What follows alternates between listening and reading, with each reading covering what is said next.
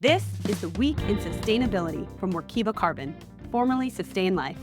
It's where our team of experts and practitioners share weekly insights and commentary to keep you up to date about all things sustainability. Hi, and welcome back to another week in sustainability. I'm Hannah Asofsky, sustainability analyst on our sustainability team here at Workiva Carbon.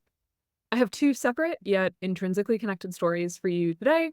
So in a move that affected or that will affect millions of US workers, Joe Biden has announced the first ever federal rule to protect workers from extreme heat.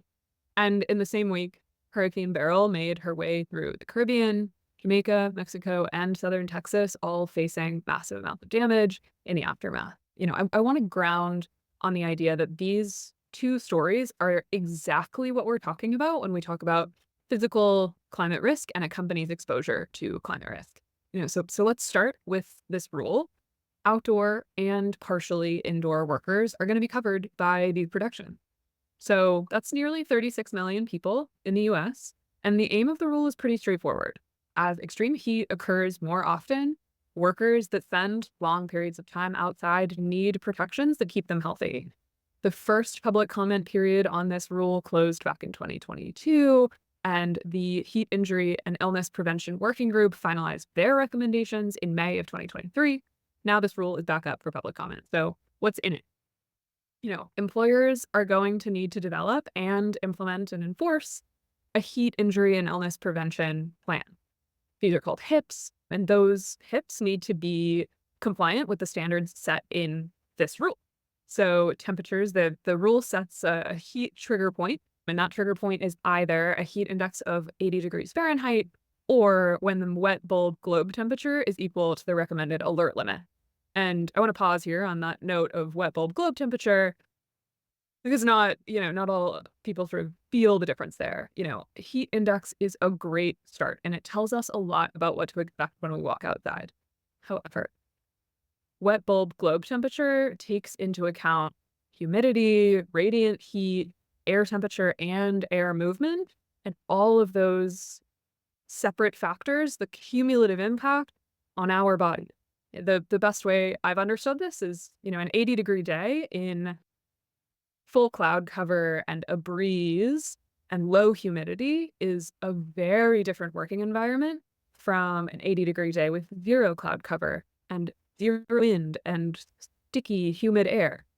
Both of those days could be 80 degrees on the heat index, but they're very different risk levels, and wet bulb globe temperature captures that. I digress. When that trigger point is hit, employers need to be providing their employees water. They also need to be providing a 15-minute break for every 2 hours minimum. Those breaks need to be paid, and break areas need to be shaded, either artificially or naturally. That doesn't necessarily matter. Indoor break areas need to have air conditioning and be dehumidified. There's also an educational and behavioral component to this rule. So workers are going to be taught how to recognize signs of heat illness in themselves as well as their coworkers. And then on top of that, the rule in certain circumstances implements a buddy system, for lack of better words. There are tons of positions where somebody could be far away from anyone else that could recognize when they're getting ill. This buddy system prevents that kind of really scary and dangerous thing from happening.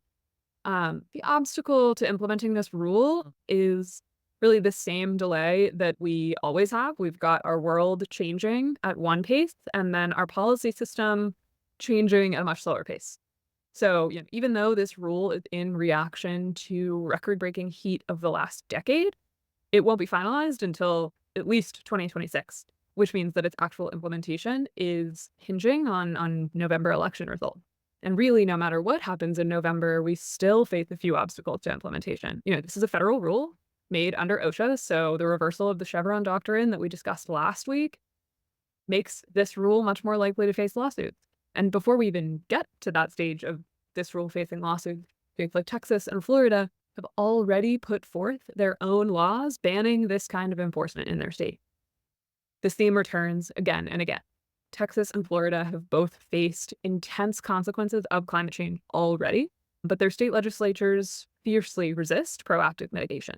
So, it isn't different here. Workers in Texas and Florida are already among some of the most vulnerable to heat-related illnesses, and it looks to be staying that way. And now we can kind of keep our eyes on Texas. Hurricane Beryl made landfall in Texas on Monday after calming down to a Category 1 hurricane. Last week and over the past weekend, it raged through Jamaica and parts of Mexico.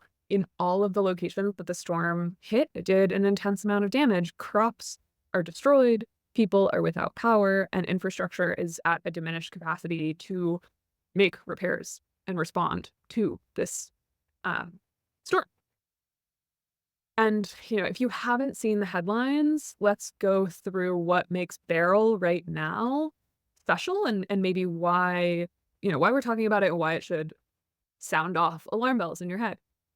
Way back in May, NOAA had already predicted that this was going to be an above normal hurricane season in the Atlantic. And above normal, what does that mean?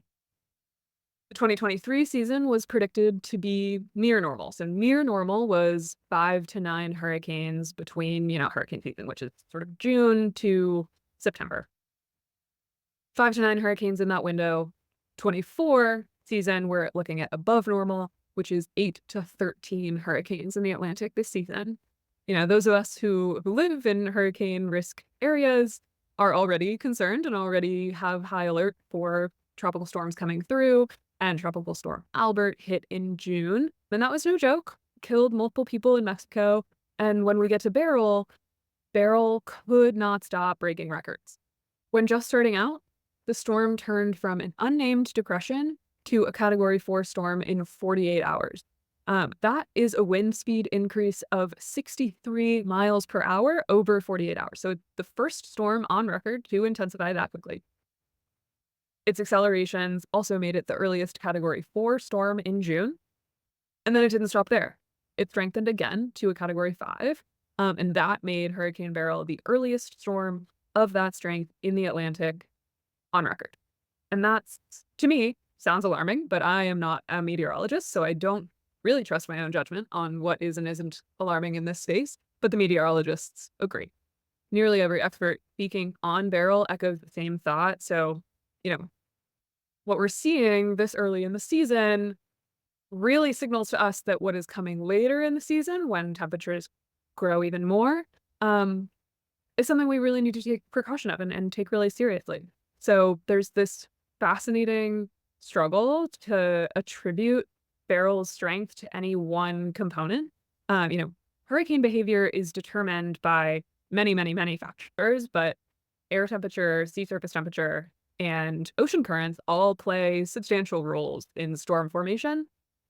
Every single one of those components has been altered by climate change. So 3 components changing together means meteorologists don't know exactly what to point at. They're pretty confidently saying we are in uncharted territory here, and that's just what it means to be living and doing business in 2024. Schedules and logistics need to be reassessed to keep workers safe in extreme heat. Supply chains are going to face limitations when crucial ports lose power. You can either invest time and money to create resiliency in your organization now, or wait until a problem urgently needs to be solved.